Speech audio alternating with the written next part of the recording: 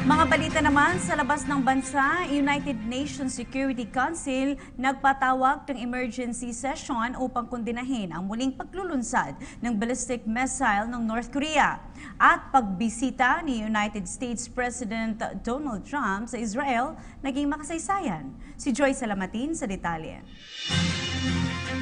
Humiling ng isang closed-door meeting ang Estados Unidos, Japan at South Korea sa United Nations para pag-usapan ng isa na namang missile test na inilunsad ng North Korea nitong nakaraang linggo.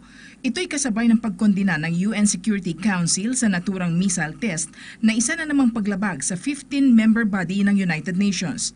Kasunod nito, patuloy na minomonitor ng SOCOR ang sitwasyon at naghahanda na rin sila sa posibleng pag-atake ng North Korea. Naunang kinumpirma ng Pyongyang ang naturang missile test na umabot sa 500 kilometro bago bumagsak sa Pacific Ocean. Ayon sa media report mula sa NOCOR, may kakayahan ng missile test na makaabot sa Japan at sa ilang military base ng Amerika. Naging makasaysayan naman ang pagbisita ni United States President Donald Trump sa Israel.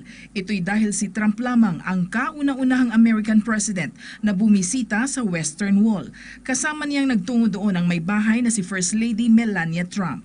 Liban sa pagbisita sa Western Wall, nakatakda ring makipagpulong si Trump kay Israeli President Reuven Rivlin kung saan hangad nito ang ultimate peace deal sa pagitan ng mga Israelis at Palestinians. Nanindigan si Brazilian President Michel Temer na hindi ito bababa sa pwesto. Ito ay sa harap ng malawakang panawagan ng pagbibitiw nito sa pwesto dahil sa issue ng korupsyon. Iginiit ni Temer na mangangahulugang siya ay guilty kung siya ay magre-resign bilang Pangulo ng Brazil.